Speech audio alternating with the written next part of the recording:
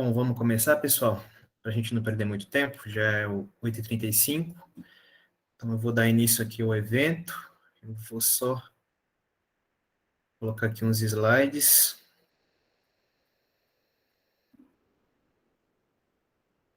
Vocês avisem aí no chat se estão me ouvindo bem, por gentileza.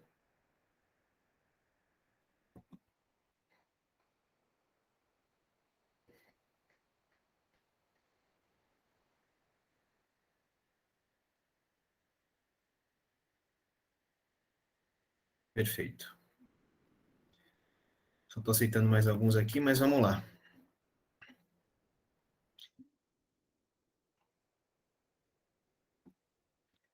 Bom, boa noite a todos novamente. Gostaria de agradecer a presença de cada um de vocês aqui nesse evento. Breve introdução às ideias de Lacan.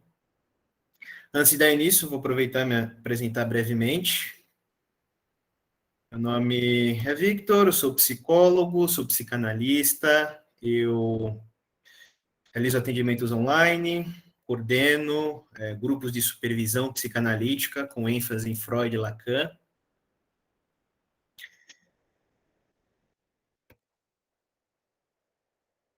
E eu vou apresentar aqui esse evento, que é para dar uma breve introdução aqui a algumas ideias de Lacan, tá? Então já aviso de antemão que vocês não vão sair aqui manjando tudo de Lacan, mas pode ser uma possibilidade para vocês futuramente vierem a se aprofundar mais na teoria lacaniana, ok? Então, vou pedir por gentileza para vocês manterem o microfone no mudo para não haver interferências. Eu vou fazer aqui uma exposição e, posteriormente, se sobrar aí um tempinho, a gente abre para perguntas, algumas perguntas que vocês ficaram aí ao longo da apresentação, ok? Deixa eu só um momento. Bom, vamos lá.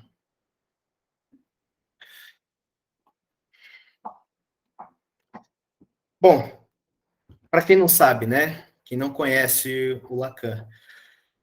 Lacan, ele tinha uma formação médica, ele era um psiquiatra. Em 1932, ele realizou aí a sua tese de doutorado, uma tese de doutorado mais psiquiátrica que psicanalítica. Lacan ainda não tinha tanto contato com a psicanálise. Ele veio a ter contato com a psicanálise pouco depois que ele finalizou a sua tese de doutorado, que se chama da psicose paranoica em suas relações com a personalidade, mas já nessa tese a gente viu um Lacan que estava começando a entrar em contato com algumas ideias de Freud, da psicanálise. Ele cita Freud aí na sua tese, da tese de 1932. Posteriormente, acredito que no ano seguinte, ele já começa a fazer uma análise didática com um psicanalista que ele era vinculado à IPA, que é a Associação Psicanalítica Internacional. O psicanalista era o Rudolf Loewenstein. Ele realiza de 1933 a 1939 essa análise didática.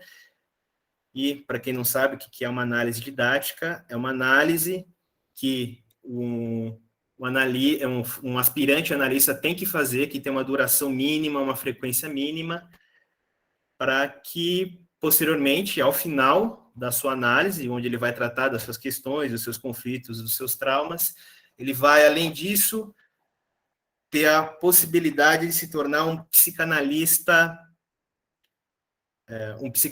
membro de uma instituição de psicanálise ou de uma escola de psicanálise. E foi o que aconteceu no caso com Lacan. Ao final da sua análise, ele se torna um analista membro da instituição e se torna também um analista didata, onde ele treinaria, entre aspas, outros aspirantes a analisante, outros analisantes aspirantes a psicanalista, para que eles viessem posteriormente a se tornar analistas membros de uma escola.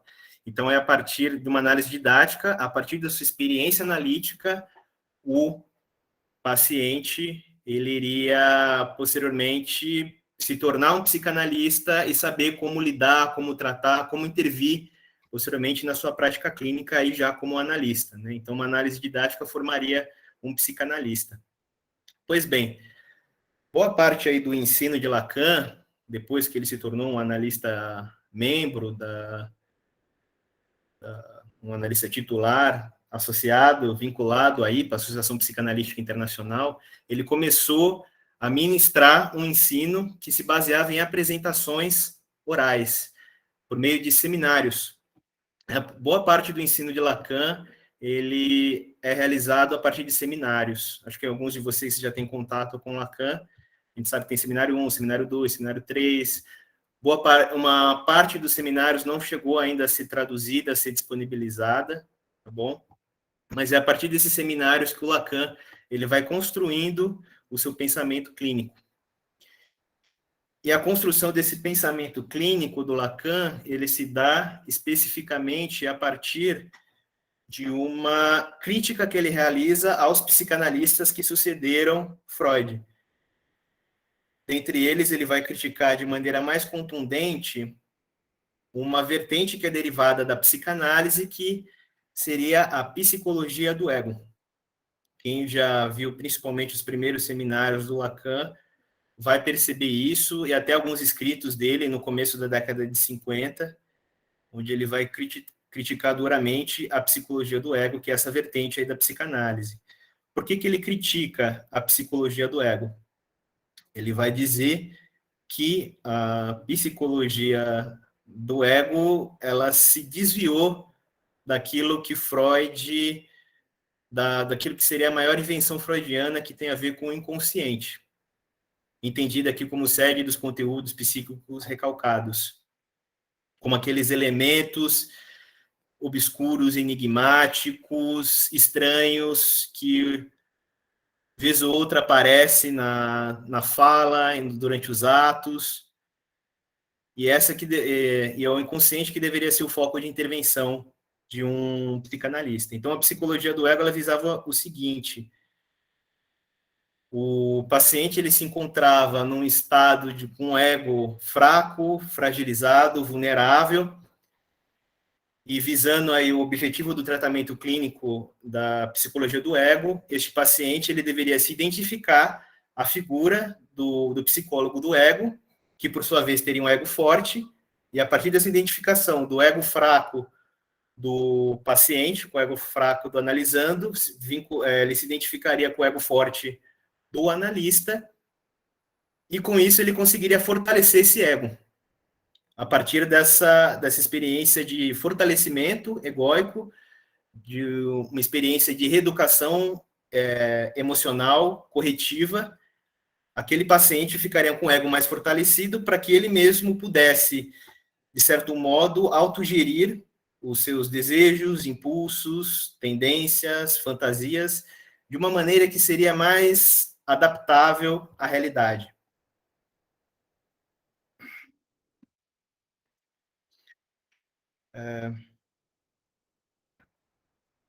Só um momento, pessoal. Até aqui vocês estão conseguindo entender? Vocês têm alguma dúvida, alguma questão?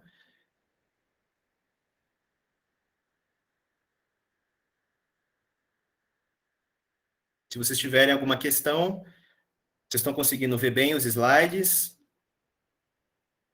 Tá bom. Qualquer dúvida, só falarem. Bom, então, o Lacan, ele vai criticar essa terapia baseada na psicologia do ego, dizendo que se a psicanálise ela ficar restrita a essa modalidade de tratamento, ela se tornaria uma terapia adaptacionista, uma terapia normatizante, que visaria única e exclusivamente o remodelamento do eu. Isso não deveria ser, de acordo com Lacan, o objetivo de um tratamento psicanalítico.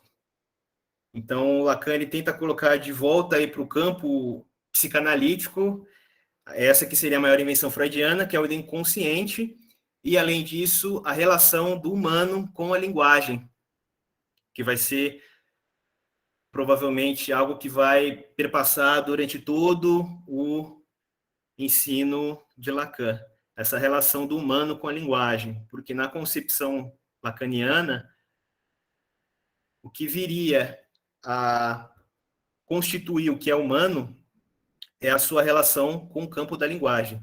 O mundo humano seria o mundo da linguagem, de modo que não há nada antes nem depois da linguagem.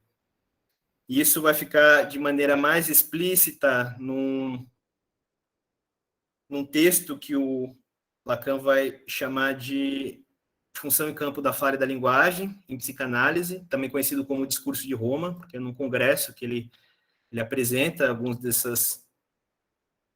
daquilo que ele vai chamar, né, de como a relação da psicanálise com a linguagem, num congresso, né, em Roma. E esse texto consta nos escritos, quem quiser posteriormente dar uma lida. É provavelmente o texto que marca, assim, inaugura o ensino lacaniano, por assim dizer. Ele já tinha outros textos antes, mas esse vai ser um texto talvez um dos mais importantes, se não mais importante, da trajetória lacaniana, onde o Lacan vai mostrar que o sujeito ele só se constitui pelo campo da linguagem, sendo que o foco da intervenção deveria ser o inconsciente ao invés do ego. Então, como a gente pode ver nesse meme, onde ao invés de visar o ego do paciente, ou seja, o eu fortalecido, uma imagem que o paciente quer apresentar para o outro, o psicanalista tem que se haver com aquilo que está escondido, aquilo que está escamoteado, que o neurótico tenta, de algum modo, colocar para debaixo do tapete. E é a partir disso que o Lacan vai propor o que ele chama de retorno a Freud.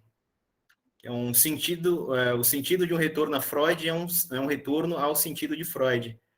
Isso aqui é uma citação de um outro texto do Lacan, que é de 1955, que se chama A Coisa Freudiana, que consta aí nos escritos, quem quiser posteriormente dar uma lida. Pois bem, então, o que caracteriza o inconsciente em Lacan? O Lacan, nesse mesmo texto que eu acabei de citar, que é o Função e Campo da Fala e da Linguagem, psicanálise, ele vai usar uma máxima, que talvez seja uma das mais conhecidas, que é o inconsciente é estruturado como uma linguagem. Isso vai estar presente do início ao fim do ensino de Lacan. Isso a gente pode pensar até a forma como é a constituição de um sujeito. O sujeito não tem como se constituir fora da linguagem. Ele precisa da linguagem para poder se comunicar com o outro, para poder demandar, para poder desejar, para poder fantasiar, para poder se relacionar com o outro. Não tem outra forma que não seja pela linguagem. Isso a gente pode pensar desde um bebê recém-nascido, que tem uma linguagem muito rudimentar, e a partir daí o bebê recém-nascido ele vai precisar de um outro, que vai, de algum modo, significar aquela demanda rudimentar que o bebê está ali tentando apresentar. Por exemplo, se o bebê está chorando, é por causa de quê? É porque ele está com fome? É porque ele está com frio? É porque ele está com dor de barriga? Vai precisar de um outro que vai ter que significar isso. Ele vai precisar, isso, aliás, é um outro conceito em Lacan, que o Lacan vai chamar de grande outro, que pode ser uma função que é ocupada por o que podemos chamar de um cuidador primário, que pode ser o pai, pode ser a mãe, pode ser o avô, pode ser a avó, pode ser, seja lá quem for, que vai cuidar desse bebê e que vai significar as suas demandas, que vai significar aquilo que a criança está querendo transmitir, para posteriormente aquela criança, ela mesma, conseguir colocar em palavras aquilo que ela visa, aquilo que ela deseja, aquilo que ela está demandando. Então, a psicanálise lacaniana ela vai beber muito dessa fonte aí da linguagem, e, além disso, o Lacan ele vai articular a psicanálise com o campo da linguística, especificamente da linguística em Ferdinand de Saussure, que era um linguista suíço, de Romain Jacobson. Só um momento, pessoal. Vitor? Sim. Desculpa te interromper. É só para falar que eu acho que quando você projetou a tela, a apresentação deve estar aparecendo com duas telas. Está com duas telas? Acho que apresentou para outra tela. Ou então, aumenta em modo apresentação. Só um Que momento, é, então. tá um pouquinho menor. Só coloca em modo... Obrigado por ter falado, Felipe. Ah, Vou tentar aqui colocar para ver se vocês conseguem enxergar melhor aqui os slides. Seria colocar a tela inteira? isso. Que aí Tá. dá para ler melhor. Então, no celular deve estar sofrendo. Tá. Deixa eu ver se eu consigo aqui. Só um momentinho, pessoal.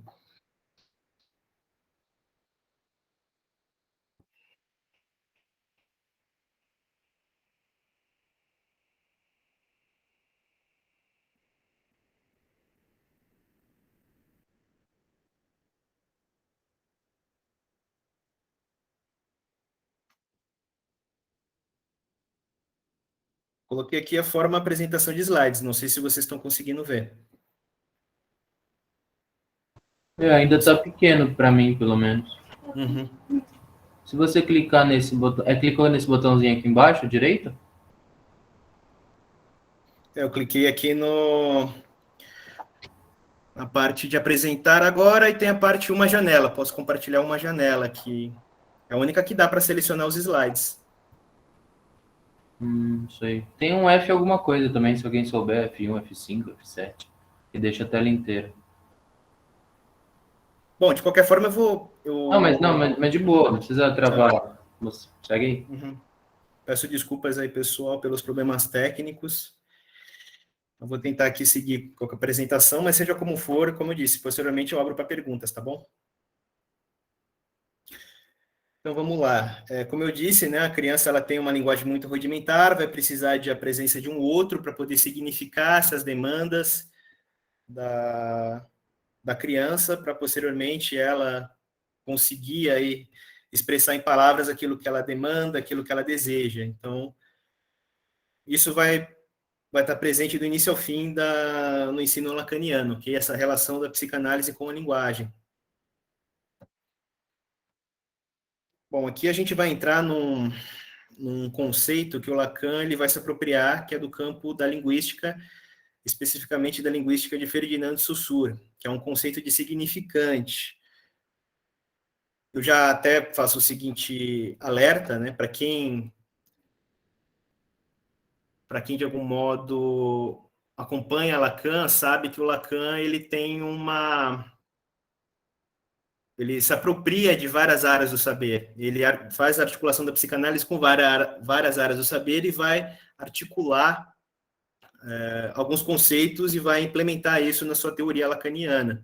Dentre eles, a gente tem esse conceito de significante, que ele vai pegar lá um livro, Curso de Linguística Geral, que é de Ferdinand de Saussure. O que seria isso? O Ferdinand de Saussure ele define o significante como uma imagem acústica, aquilo que o paciente, por exemplo, que uma pessoa emite pela palavra, os sons que o sujeito emite pela via da fala, pela via da palavra. O Lacan, de certo modo, ele vai conservar essa definição, posteriormente ele vai expandir um pouco essa noção de significante. Veja que aqui essa é uma citação do Seminário 1, que ele diz que o significante é um material audível, aquilo que o paciente fala, e eu posso tentar exemplificar essa noção de significante com um exemplo que pode ser um exemplo clínico muito rico.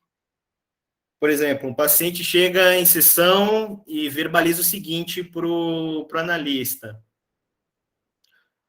estou sofrendo de ansiedade. Essa é uma queixa que o paciente traz. Estou sofrendo de ansiedade. Um psicoterapeuta que não seja de orientação psicanalítica, ou pelo menos pode até ser um psicanalista, mas não lacaniano, ele poderia explicar isso que o paciente está chamando de sofrendo de ansiedade. Poderia, inclusive, compreender isso que o paciente está trazendo pela fala. Poderia dar um sentido para isso que o paciente está falando. Então, se o paciente diz, estou sofrendo de ansiedade, esse psicoterapeuta, hipoteticamente, poderia dizer, compreendo isso que você está dizendo. Você está com um quadro de ansiedade, o que significa que você está com falta de ar, está sentindo pressão no peito, está com sudorese excessiva. Ele vai descrevendo alguns sintomas que caracterizariam o que seria um quadro de ansiedade, mas isso, claro, amparado de acordo com manuais de classificação diagnóstica, como, sei lá, CID-10, DSM-5. Tá errado? Não, mas é uma diferença, é um psicoterapeuta com uma outra abordagem. Mas como que um psicanalista lacaniano ele poderia intervir nesse caso? Primeiramente, ele tem que partir do pressuposto que ele não sabe nada que o paciente está querendo dizer com isso de sofrer de ansiedade. Ele parte do lugar que não sei o que o paciente está chamando de sofrer de ansiedade, o que ele quer dizer com isso, e dessa forma eu vou relançar essa questão. Então, vejo que sofrer de ansiedade seria um exemplo de um significante. Como o Lacan vai dizer, todo verdadeiro significante é, enquanto tal, um significante que não significa nada. Se o paciente está falando, estou sofrendo de ansiedade, o analista lacaniano ele não vai se antecipar a isso e dar um sentido para o que o paciente está falando. Não, mas, Vitor, de acordo com os manuais lá de classificação diagnóstica, ansiedade, é descrito como, tarará, ok, isso de acordo com a definição dos manuais. Mas o mais importante, pensando aqui da perspectiva de uma psicanálise lacaniana, é entender o que o paciente, ele mesmo está chamando de sofrer de ansiedade. Então, a intervenção ela pode ser até muito simples. A gente vai devolver devolver em forma de pergunta com os mesmos significantes que ele utilizou. Como assim sofrendo de ansiedade? Sofrendo de ansiedade em que sentido? Fale-me mais sobre isso de sofrer de ansiedade. E a partir dessa intervenção do analista, o paciente ele vai, de algum modo, o paciente vai articular outras palavras para falar disso que ele está chamando de sofrer de ansiedade. Então, o paciente fala, estou sofrendo de ansiedade, como assim sofrendo de ansiedade? E aí o paciente vai dizer, porque toda vez que eu vou lá no trabalho, eu sinto muita pressão, muita cobrança. Como que é para você essa pressão, essa cobrança? Porque eu vejo na figura do meu chefe, que ele é uma figura de autoridade, que me causa um certo pavor, assim como era meu pai. Ele vai articulando, palavra em palavra, ele vai dando um sentido para o sofrimento dele. Então, vejam, aquilo que o paciente diz sofrer de ansiedade, a gente tem que partir desse lugar, que eu não sei nada que o paciente está querendo dizer com isso. A gente relança a questão para que ele mesmo vai articular outras palavras para ele dar um sentido para o seu sofrimento, para o seu sintoma. Essa é uma premissa básica para se pensar essa noção de significante. Aquilo que o paciente fala não tem um sentido já dado, não tem um sentido a priori. E a gente não vai partir de um significado, como a gente poderia encontrar uma definição no dicionário. Mas o dicionário diz isso, que essa palavra significa isso. Não, a gente tem que saber qual que é o sentido que o paciente está atribuindo. Isso talvez seja o mais importante. Eu vou tentar mostrar para vocês, né, como que a fala ela é marcada por essa ambiguidade. Então, bom, vejam, né? Quando o analista ele vai questionando, vai indagando, vai inquirindo aquilo que o paciente traz pela via da fala, a gente vai tendo aí uma construção de um sentido, mas a gente poderia pensar que essa é exatamente isso que acontece numa associação livre. O paciente vai articulando palavras com palavras. Ou, como Lacan vai chamar, de cadeia significante. São significantes que vão se encadeando com outros significantes e com outros significantes, construindo aí um sentido para o seu sofrimento, para o seu sintoma. Por isso que a gente poderia pensar que na clínica lacaniana é uma clínica da primazia do significante. A gente vai se focar no que o paciente diz, mas a gente não vai se antecipar o sentido, tá? O analista não dá um sentido. O sentido ele está do lado do analisando, ele que vai tentar colocar isso em palavras, ok? Bom, então eu uso aqui uma citação do Bruce Fink, que é um comentador de Lacan.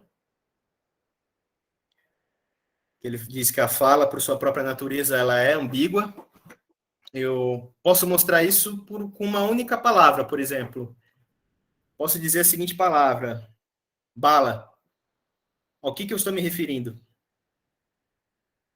Eu posso estar me referindo a uma guloseima que a gente compra aí numa doceria, eu posso estar me referindo a um projétil que a gente usa em arma de fogo, posso estar me referindo até, por exemplo, posso estar me referindo, inclusive, a uma droga alucinógena, que seria o êxtase, que é conhecido popularmente como bala.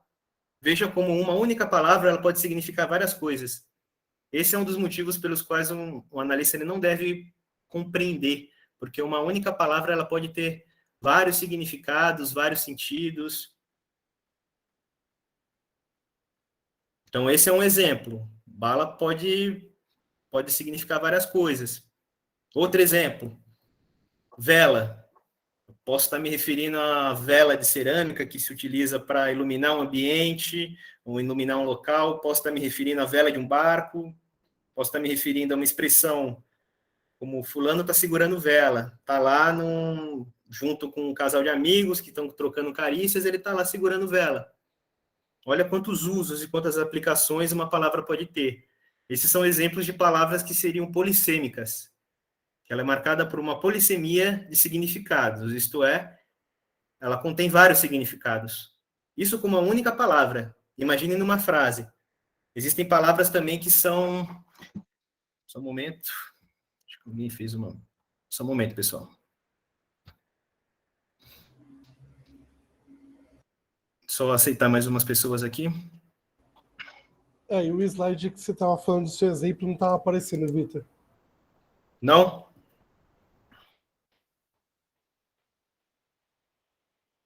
Deixa eu ver se aparece.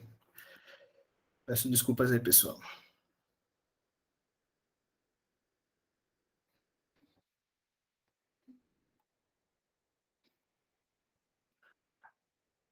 Agora está aparecendo, pessoal?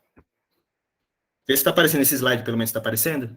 É porque está no slide anterior, está no Introdução, Retorno a Freud. E você está falando do slide seguinte. Tá. Não está aparecendo aqui o da primazia do significante? Não está aparecendo aí para vocês? Não. Estou nesse slide. Deixa eu tentar, então. Vou fechar aqui e vou abrir novamente. Só um momento, pessoal.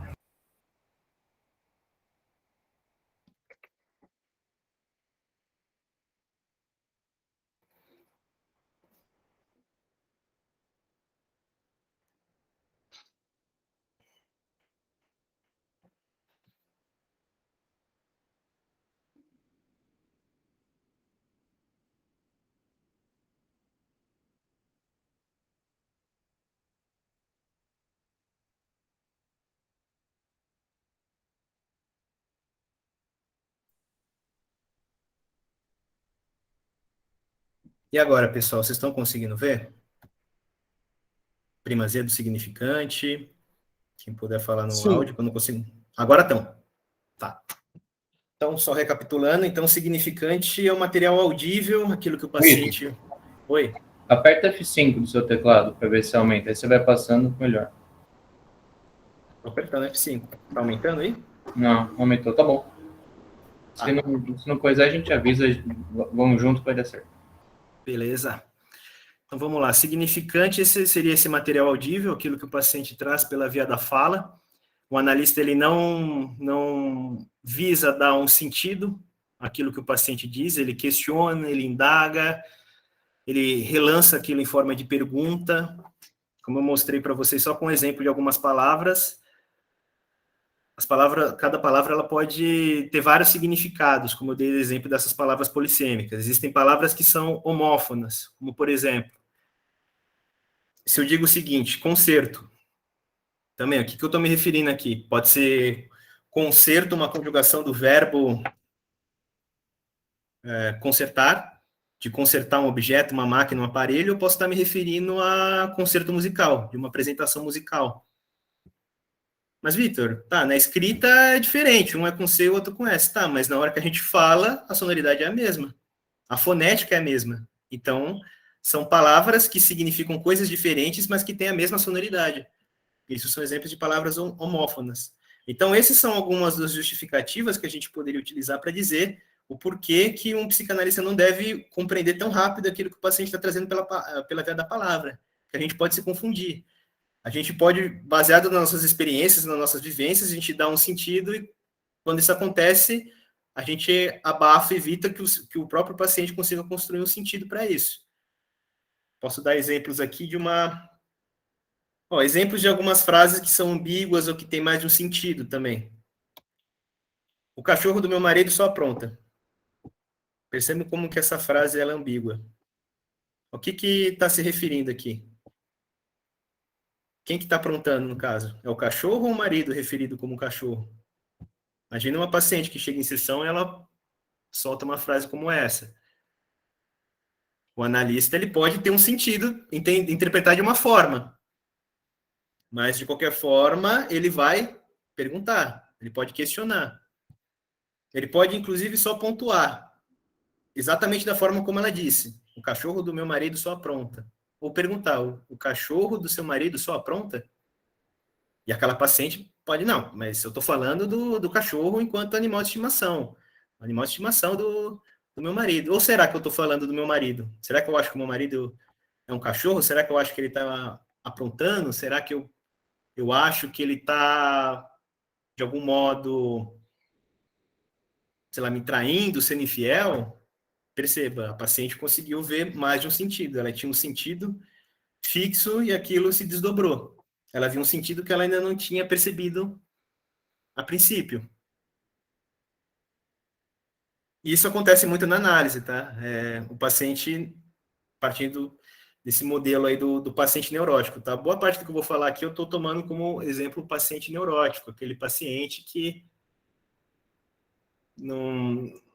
É aquele paciente que é faltante, que não consegue lidar com a falta, que é castrado, que não quer se haver com a dimensão inconsciente, que busca uma completude.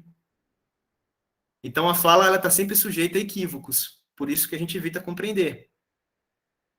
Outro exemplo que seria, talvez até edipiano, pode passar despercebido. Dormir com a minha mãe. Paciente X diz isso. A gente pode, seja lá por que motivo, ou porque o quarto dele está em reforma, ou porque é um paciente jovem, está com medo, teve algum pesadelo e decidiu ir dormir com a mãe para se sentir protegido. Ok, mas isso pode ter um sentido literal, de modo que, ele foi lá dormir só com o objetivo de descansar, mas isso pode ter também uma conotação sexual. Se a gente for pensar na própria teoria edipiana, no caso da mãe tida aqui como o primeiro objeto de amor. E aí, o que um analista poderia fazer? Devolve. Dormiu com a sua mãe? Não, mas espera aí, não é nesse sentido que você está pensando. Mas o analista não deu nenhum sentido. Ele só questionou e só devolveu isso para o analisando. Então, quando o paciente se dá conta desses sentidos assim ocultos que estavam escamoteados, que ele não se dá conta à primeira vista quando ele fala, isso já seria um efeito de uma manifestação do inconsciente. Essas seriam algumas formas de pensar como o inconsciente aparece na clínica e como que na clínica lacaniana a gente tem que apontar para isso que é inconsciente, aquilo que escapa da razão, da racionalidade, da consciência. Então, como que um consciente se manifesta? Ele se manifesta no campo da linguagem, pelas formações do inconsciente, tal como Freud falava, que é os atos falhos, os lapsos de fala, os xistes, os esquecimentos. Então, são exemplos de como que o inconsciente ele pode se manifestar. E sempre quando aparece, então, uma manifestação do inconsciente, o analisando ele pode ter esse efeito, às vezes, de constrangimento, de vergonha, de surpresa. O paciente ele é pego de supetão quando o psicanalista ele intervém nesses momentos e que acontece essa manifestação do inconsciente. Quando ele diz mais sem saber, quando ele percebe que tem algo que escapa aí pela sua fala. No momento que um paciente, por exemplo, troca o nome da namorada, em vez de falar o nome da namorada, fala o nome da ex, quando comete um lapso, quando fala que, por exemplo, nossa, meu pai é uma pessoa maravilhosa, odeio meu pai, opa, quer dizer, amo meu pai, é um exemplo, comete um lapso. são nesses movimentos assim da fala do paciente que um psicanalista intervém. E sempre devolvendo, tá? Da maneira que seja mais fiel e coerente à fala dele, ao discurso do paciente. Então, por exemplo, se o paciente diz ansiedade, estou com ansiedade. A gente não vai tentar traduzir isso nos nossos termos, usando sinônimos, por exemplo. Angústia. Como é estar com angústia? Não, se ele falou ansiedade, a gente tenta devolver sendo mais fiel e coerente com a fala dele. A gente não vai usar outros significantes que não os que ele mesmo utilizou. Ficar atento até, às vezes, para algumas entonações no paciente. Por exemplo, fala da família, ele já fala de um tom diferente, às vezes um tom talvez mais agressivo. Então, é para ficar atento nesses momentos em que o psicanalista ele deve intervir. Outra coisa, como eu havia mencionado no início da apresentação, enquanto que na psicologia do ego, o fundamental, assim, em termos de tratamento, seria esse fortalecimento do eu, do ego, aqui o eu entendido como sinônimo de ego, esse eu consciente, que tem uma intencionalidade, que é marcado pela consciência, pela racionalidade. Isso tem a ver com o que seria um indivíduo consciente de si, consciente de seus princípios, de seus valores, de seus ideais. É uma imagem que esse indivíduo quer passar na relação com o outro. Então, como eu disse na psicologia do ego, visa esse fortalecimento do ego para que o próprio paciente ele consiga proporcionar uma autogestão das suas fantasias, de seus desejos, sempre de uma forma que seja mais adaptável possível à realidade. E esse não é o objetivo clínico de uma psicanálise lacaniana, que ela vai visar apontar para aquilo que é inconsciente, ou seja, para o sujeito do inconsciente. Mas, Vitor, sujeito não é indivíduo? Não, sujeito não é sinônimo de indivíduo, não tem a ver com o indivíduo que é consciente de si, não tem a ver com essa autoimagem, essa imagem que alguém quer vender para o outro, do tipo, eu sou isso, eu sou aquilo, não tem a ver com isso. Tem a ver com esses momentos em que o inconsciente ele se manifesta, que ele emerge no discurso. Quando o paciente comete um lapso, quando comete uma falha, alguma daquelas formações do inconsciente que eu apresentei no slide anterior. E ele é sempre muito marcado, ao invés, no caso do ego, que tem uma intencionalidade, um paciente tem a intenção de falar certas coisas. No caso do sujeito do inconsciente, é como se fosse uma fala que ela vem de maneira involuntária. Ele quer dizer, por exemplo, como eu disse no outro exemplo, meu pai, pai é uma pessoa maravilhosa, odeio meu pai. Opa, quer dizer, eu amo meu pai. Nesse momento, como algo involuntário aparece na fala. Então, é aquilo que aparece, esse elemento estranho emerge aí na fala do paciente, isso vai causar esse efeito de constrangimento, de espanto, de choque, de surpresa, e é a partir disso que o analista lacaniano ele vai intervir. Então, o analista lacaniano não está tão preocupado com a historinha consciente do paciente, em compreender, em dar um sentido, ao contrário do que talvez outras psicoterapias, ou talvez até mesmo outras psicanálises, eu não posso falar aqui por todas as psicanálises, e também só estou mostrando aqui para vocês algumas diferenças em relação da psicanálise em comparação com outras abordagens psicoterapêuticas, ok? Bom, acho que alguns de vocês já tiveram conhecimento dessa tríade, que seriam 3 registros da linguagem que o Lacan ele vai elencar e que ele vai construir ao longo de todo o seu ensino, que é o real, o simbólico e o imaginário. Até aproveitando aqui, dando também um aviso para quem quiser posteriormente se aprofundar nisso, se vocês forem perguntar, por exemplo, para algum lacaniano que já tem um bom percurso, uma boa trajetória com a psicanálise lacaniana, o que é, por exemplo, o conceito de real, ele vai falar o seguinte: depende.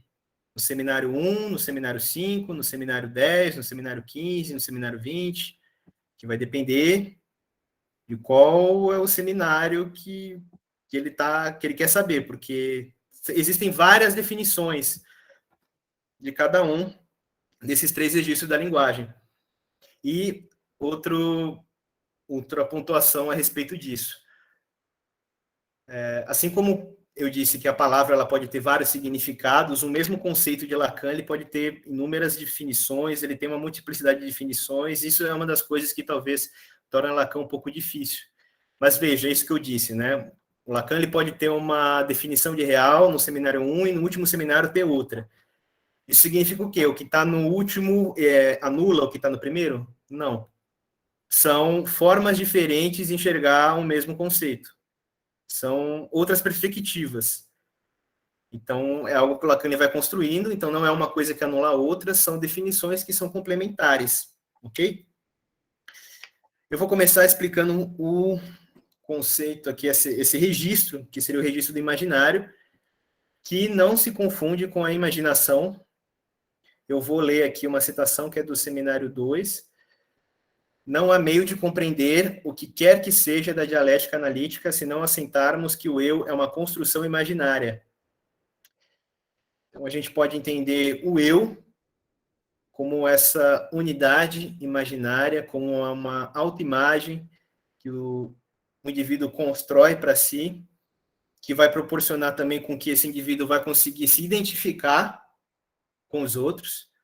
Ele pode, por exemplo, na relação com o outro, ver que esse outro ele tem muitas coisas em comum, que ele tem muitas similaridades em termos de características, de gostos. Isso vai possibilitar com que ele consiga se identificar com o outro. Possibilita, então, nesse campo das relações, aí, as identificações. Quem quiser também saber mais sobre esse registro do imaginário, como ele se consolida, sugiro a leitura de um texto do Lacan, que é o estágio do espelho, como formador da função do eu, tal como nos é revelada na experiência psicanalítica. É um título bem curto, né, como vocês podem perceber, mas é um texto antigo do Lacan, mas que ele vai mostrar como que é preciso a figura de um outro para que esse indivíduo consiga aí construir essa unidade imaginária. Ok? Vitor. Sim. Oi, Camila, tudo bem? Desculpa interromper. Imagina, fica à vontade. É só porque, eu não sei se para todo mundo, mas pelo menos para mim aqui, o slide parou da primazia do significante. Ok. Aí se você conseguir se ajustar, porque eu acho que a gente ia acompanhando, né? Obrigado com sua por avisar. fala, fica melhor. Meu. Só um momento, pessoal. Vocês conseguem ver esse slide aqui? Eu e sujeito? Quem puder avisar. É porque eu acho que está aparecendo a sua tela e não necessariamente a apresentação. Tá. Estava no slide do eu e do sujeito, mas não estava em modo de apresentação. Aí, para a gente, ele fica menorzinho. Se você puder colocar em modo de apresentação, acho que fica melhor para visualizar. Porque acho que ele estava. Deixa eu só ver. Vê se agora melhorou. Vocês conseguem ver? Vitor, eu acho que é porque você está projetando a tela do PowerPoint. Sim. Quando você bota a apresentação, ela aparece cheia só para você. Aí para a gente fica congelada no PowerPoint. Tá. Não sei como que muda isso aqui.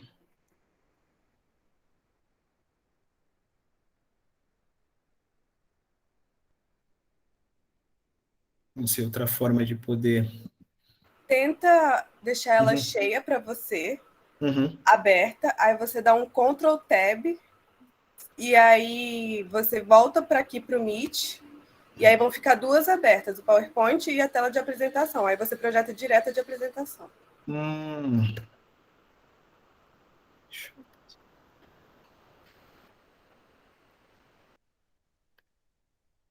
eu ver se vai dessa vez. Vê se aparece agora, pessoal. Esse slide deu sujeito. Apareceu? Agora sim. Perfeito, pessoal. Obrigado aí pela sugestão da colega.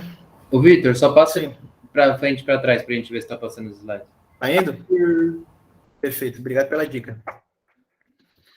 Então, só retomando essa questão que eu estava falando aqui do imaginário. O imaginário não se confunde com a imaginação, ele tem a ver com essa unidade imaginária, que ela é construída na relação com o outro, é aquilo que vai possibilitar a identificação com o outro. O sentido também ele tem esse caráter imaginário, quando, por exemplo, um paciente se fixa em determinado sentido, ele se cristaliza naquele sentido, ele se fecha naquele sentido, e aquilo não se abre. Isso é um exemplo de um sentido que ele é fixo e que ele não se abre, seria um exemplo de que o sentido ele é imaginário. A gente pode pensar no exemplo de um paciente que pode dizer o seguinte: não, ele vem de uma seguinte imagem em sessão. Nossa, eu sou uma pessoa que sou muito fiel aos meus princípios, aos meus valores, sou fiel também à minha esposa, sou fiel no meu relacionamento. E aí o psicanalista ele não vai comprar essa imagem que ele está tentando vender.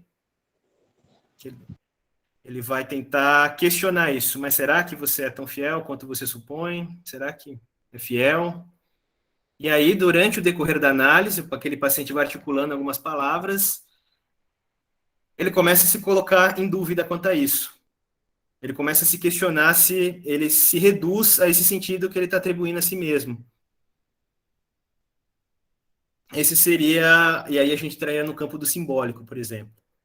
Mas então o imaginário, esse registro da linguagem, ele tem a ver com esse sentido fechado, que não se abre, quando o paciente, por exemplo, diz uma coisa e acha que aquilo que ele diz ele só tem um único sentido, que não tem mais de um sentido. Esse seria um exemplo de imaginário. Ou a gente pode ver, por exemplo, um indivíduo que está querendo passar numa entrevista de emprego. Ele tem que vender uma imagem de que ele é o funcionário ideal. Então, ele vai usar alguns atributos para dizer de si. Ele vai vender uma imagem de que ele é o funcionário ideal. Não, porque eu sou proativo, porque eu sou líder, porque eu sou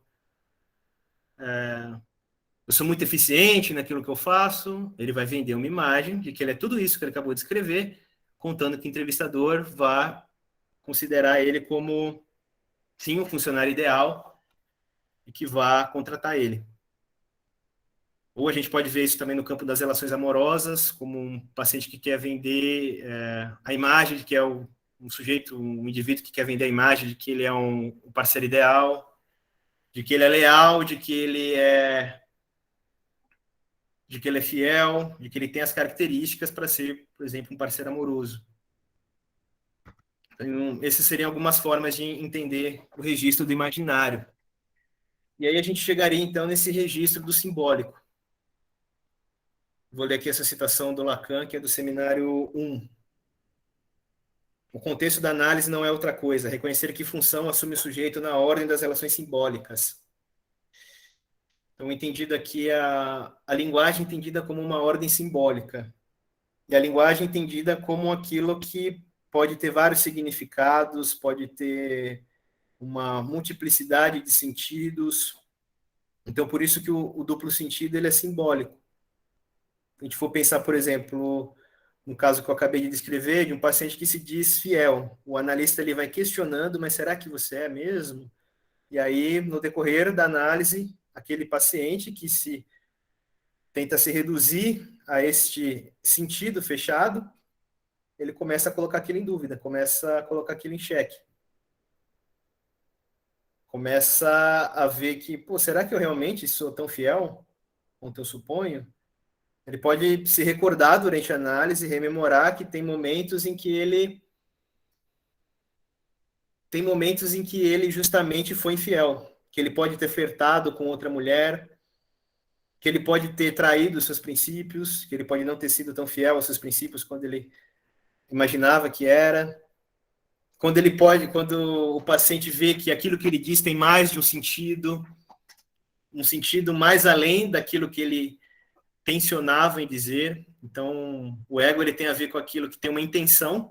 Eu tenho uma intenção em dizer algo, mas quando falha essa intencionalidade, aparece um elemento estranho, um elemento inconsciente.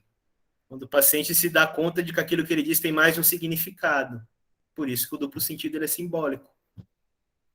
Então, esse seria um dos efeitos da análise. Tentar abrir um pouco esse efeito, esse sentido cristalizado, fechado, que não se abre. E isso proporcionaria o quê? Uma simbolização. O paciente ele vai simbolizando. Então, o paciente vai articulando em palavras e aquilo que vem depois tende a ressignificar aquilo que ele disse antes. Então, ele disse antes que seria fiel. No momento seguinte, ele vai rememorar aquilo e perceber, se dá conta de que, bom, talvez eu não sou isso que eu seria. Será que eu sou fiel? Será que eu sou infiel? Ele fica ali dividido naquilo. Essa seria uma das formas de perceber, de entender o simbólico, como aquele registro que possibilita a ressignificação daquilo que o paciente diz. E aí chegamos no registro do real. O real, ou o que é percebido como tal, é o que resiste absolutamente à simbolização. Então, veja, como que a gente poderia entender isso com um exemplo clínico? Uma das formas, né, de conceber o real em análise, quando o paciente está com um tamanho sofrimento ou angústia que ele não consegue nem colocar em palavras aquilo que ele está sentindo. Por isso resiste à simbolização. Ele não consegue nem colocar em palavras. Ele não consegue nem usar, né, desses significantes para poder dizer do que ele está sentindo. Aquilo chega a ser ao ponto de tão angustiante que faltam as palavras. O paciente chega, nossa, eu estou tão angustiado que eu não sei nem o que dizer. Não tem nem palavras para dizer do que eu estou sentindo. Então, seria o quê? Uma espécie de não sentido, ou um sem sentido. Ele não consegue dar um sentido para aquilo que é da ordem do seu sofrimento, do seu sintoma. O não sentido ele é real. Então, o real não se confunde aqui com a realidade também. Assim como o imaginário não se confunde com a imaginação, o real tem a ver com um certo limite próprio da linguagem, que tem... A gente não vai conseguir dizer tudo. A gente não vai conseguir colocar tudo em palavras. E acho que uma das inspirações que o Lacan ele adota aí que ele pega aí do Freud, que é principalmente no livro A Interpretação dos Sonhos, que é aquela noção de um umbigo do sonho. Quando, por exemplo, um analista ele vai interpretar um sonho, ele vai pegando vários elementos do sonho que o paciente relata, ele vai questionando o que isso te faz pensar, o que você pensa sobre esse elemento aqui, e o paciente vai associando. Aí o paciente, ele mesmo vai conseguindo dar um sentido para aquele sonho, vai conseguindo ele mesmo interpretar aquele sonho, mas ele esbarra num limite. Ele não vai conseguir alcançar um sentido que seja pleno para aquele sonho, um sentido último daquele sonho. E isso a gente pode não só vai resistir, né? Algo vai resistir a ser simbolizado, vai esbarrar nesse umbigo do sonho. A gente vai conseguir esmiuçar alguns significados, mais de um significado, mas a gente não vai ter um sentido pleno. A gente vai esbarrar nesse limite. E isso seria uma outra forma de entender aí a dimensão do real. Isso não fica só restrito ao campo da interpretação dos sonhos, aquilo que o paciente traz pela palavra. Quando ele vai falar do seu sofrimento, esses momentos que ele tem essa dificuldade de subjetivar, de simbolizar, o momento que ele esbarra no real. Isso é um problema em análise? Na concepção lacaniana, não necessariamente. Por quê? Porque acho que o que o Lacan concebe é que um paciente ele não sofre só por falta de sentido na vida, por exemplo. Ele sofre muitas vezes por excesso de sentido. Quando ele se fecha num sentido que não se abre, quando ele se cristaliza nisso, quando ele se fixa, tem momentos que aquilo se abre, que ele consegue ver várias perspectivas, mas ele ainda assim ele não vai conseguir alcançar esse sentido pleno, uma verdade última dos seus sintomas, uma verdade absoluta, que pronto, quando ele atingir, pronto, não vou sofrer mais. Esse, aliás, é um dos sonhos neuróticos por excelência. Conseguir atingir essa plenitude pela via da palavra, o que não é possível. Então, Lacan concebe uma clínica que também visa um certo esvaziamento de sentido. Ao invés de se fixar no sentido, Vamos tentar esvaziar. E lidar com essa falta de sentido. A gente não vai conseguir atingir esse sentido último dos nossos sintomas.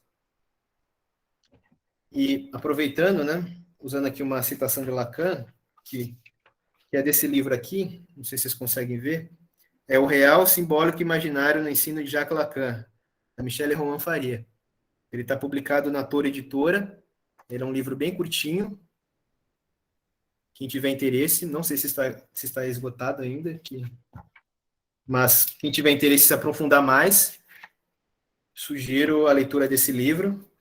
Eu vou ler aqui uma citação que é da Conferência de Caracas do Lacan, em 1980, que um ano antes dele vir a falecer, ele faleceu em 81, se eu não me engano, e foi a única passagem que ele teve aqui pela América do Sul. Então, nessa conferência, ele diz o seguinte: os meus três são o simbólico, o real e o imaginário. Em comparação ao Freud, que seria id, ego e superego, que seriam os três de Freud, o Lacan diz: eu dei isso aos meus, se referindo a seus discípulos. Deles isso para que se orientem na prática. Então, é a partir desses três registros da linguagem que o analista ele vai operar a sua clínica.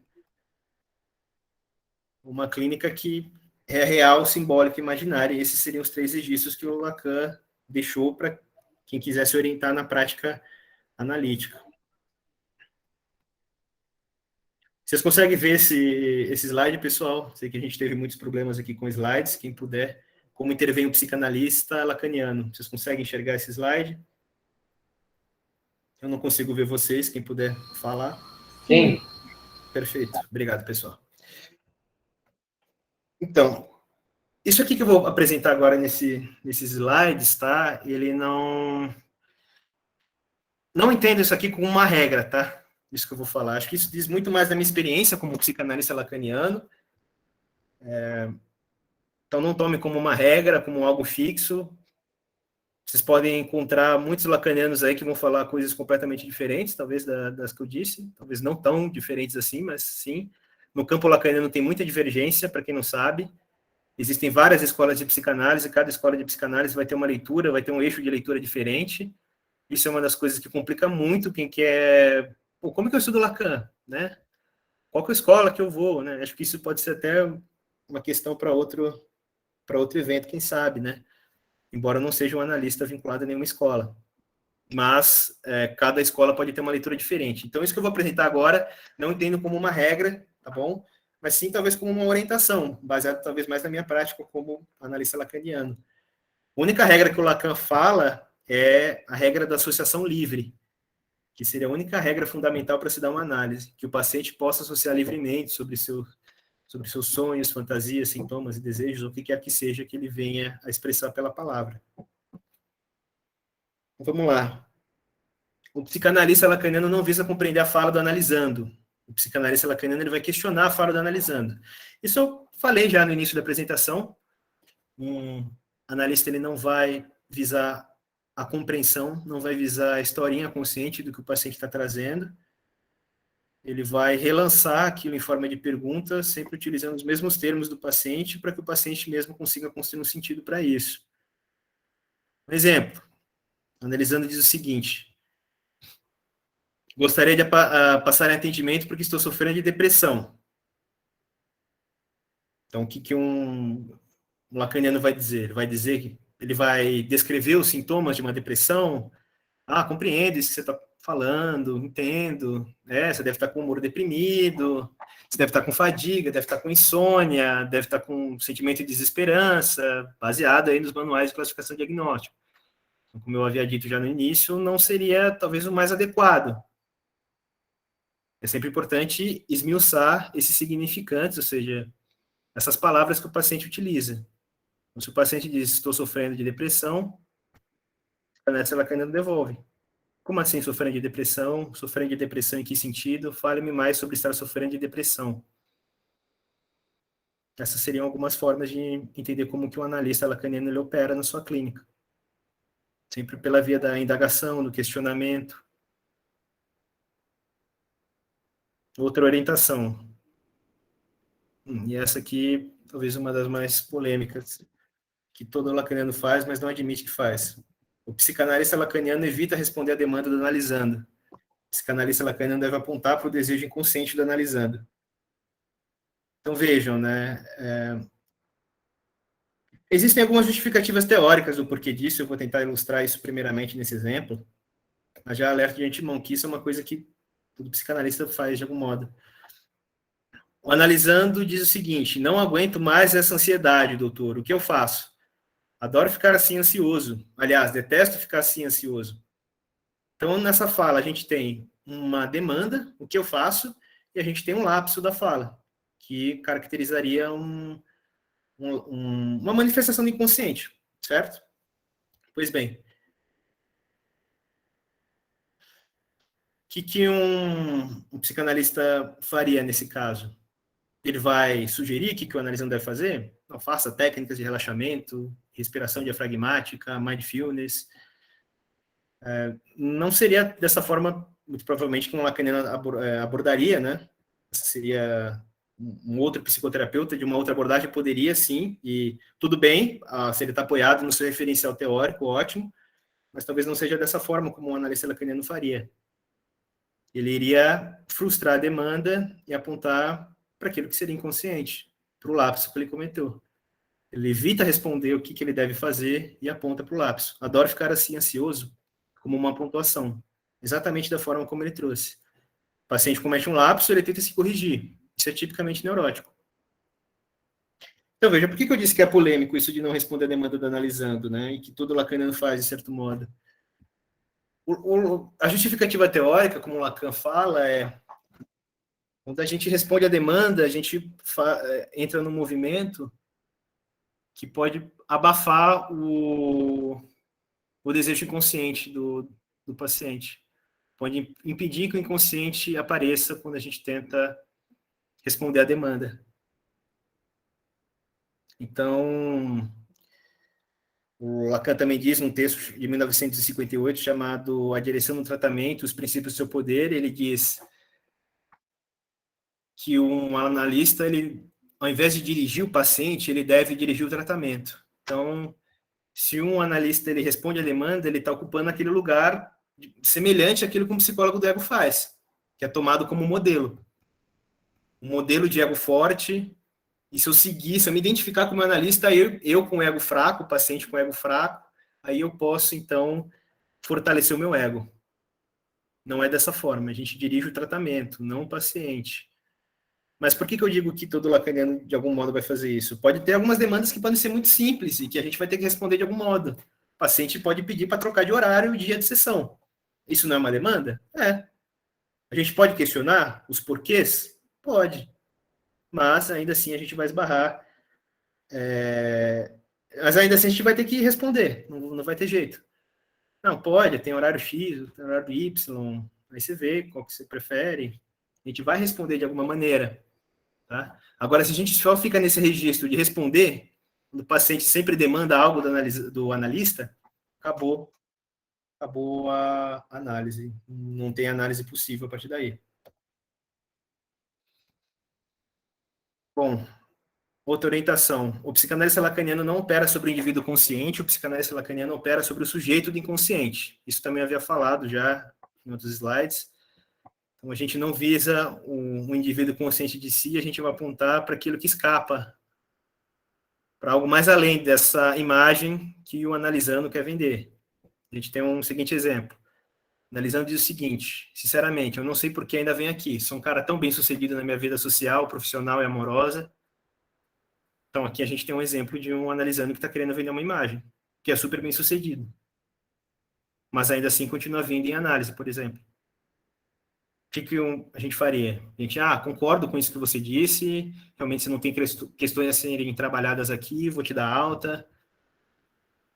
Talvez a gente deveria investigar mais isso, colocar em questão. Por exemplo, se você é um cara tão bem sucedido, por que continua vindo aqui? A gente não compra essa imagem que ele está querendo vender. E aponta, será que tem algo mais além dessa imagem que você está querendo vender, que você está querendo passar? Será que não tem algo aí inconsciente? Se afinal você é tão bem sucedido, por que continua vindo aqui? Essa pode ser uma intervenção possível. E tentaria apontar aí para algo que é inconsciente. Certo? Então é isso, pessoal. Só vou fazer agora algumas indicações de leitura. Todas as indicações que eu vou fazer aqui são de comentadores de Lacan, para quem quiser se aprofundar mais, e principalmente ser mais fiel à palavra do Lacan, sugiro então que vocês tentem acompanhar os seminários, os escritos. Eu sei que o Lacan ele tem uma linguagem rebuscada, não é uma linguagem de fácil apreensão, tendo a dimensão disso. Alguns, inclusive, podem criticar essas indicações de leitura de comentadores, porque alguns vão falar, mas comentadores às vezes não é tão rigoroso com a palavra de Lacan, com a teoria lacaniana, eles podem cometer alguns desvios teóricos também, pode usar de formas inapropriadas, sim, eu também entendo isso, mas o que eu sugiro, por exemplo, se vocês forem ler comentadores de Lacan, vai ter citações da obra original do Lacan, então busquem lá essas referências, se vocês puderem, para aí tornar, talvez, o ensino, talvez, essa apreensão de uma maneira mais rigorosa aqui. Então, eu sugiro, primeiramente, esse livro aqui, Introdução Clínica à Psicanálise Lacaniana, do Bruce Fink. A primeira indicação, porque é o que eu julgo mais acessível e mais didática.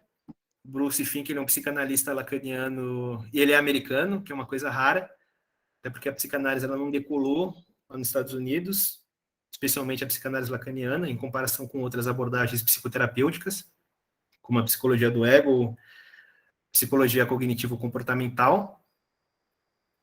Então, e para quem tiver interesse, eu estou abrindo um grupo de estudos sobre psicanálise lacaniana que vai ter como referência este livro aqui do Lacan. Aliás, esse livro aqui do Bruce Fink. E, claro, vou utilizar referências do Lacan também durante o grupo de estudos. Vai começar dia 3 de fevereiro, vai ser semanalmente, toda quinta-feira, às 4 horas da tarde. Quem tiver interesse posteriormente pode entrar em contato comigo nas redes sociais ou pelo WhatsApp, ok? Outra indicação também do Bruce Fink, Fundamentos da Técnica Psicanalítica, uma abordagem lacaniana para praticantes.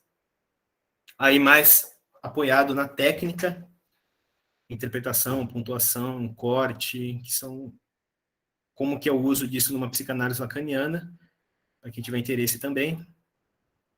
Como ler Lacan, do Slavoj Žižek, ele é um filósofo esloveno, também estudioso da psicanálise lacaniana.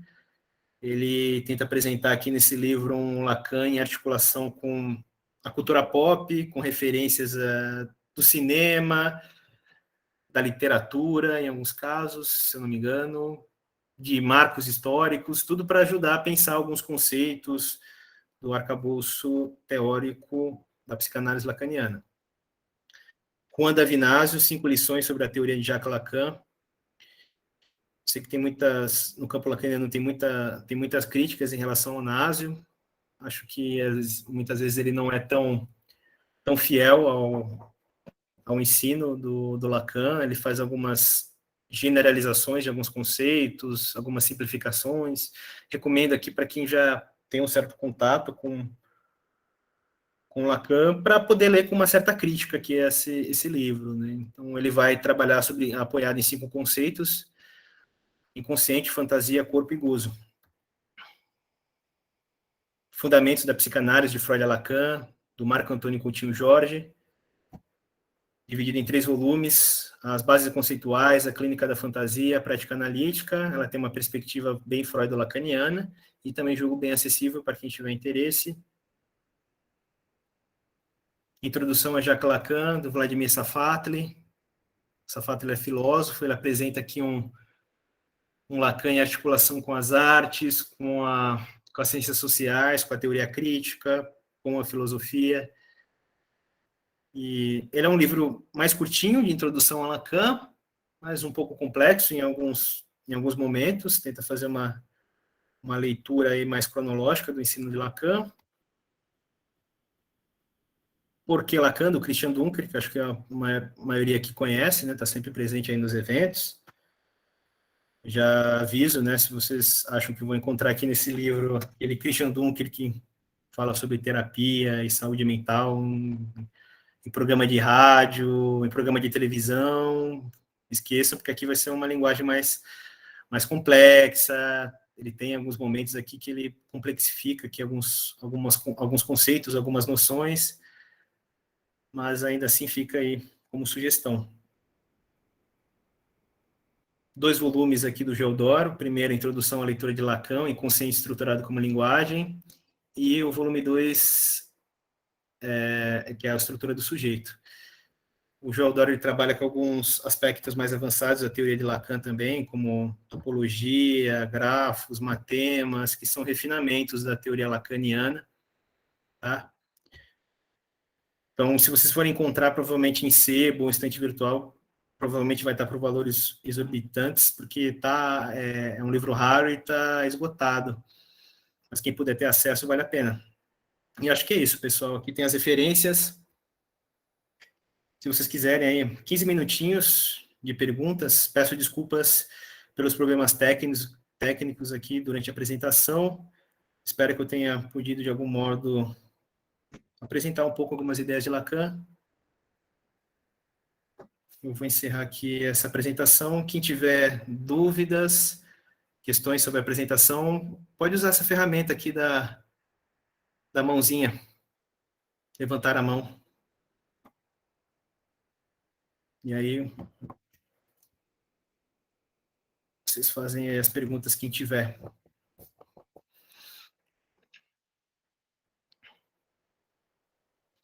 Se vocês tiverem, é claro, pessoal.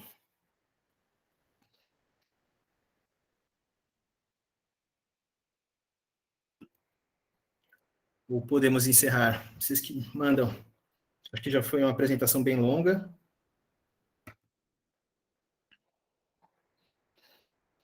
Ficar com alguma dúvida, alguma questão? Fica à vontade aí, pessoal. Quer que volte em algum ponto?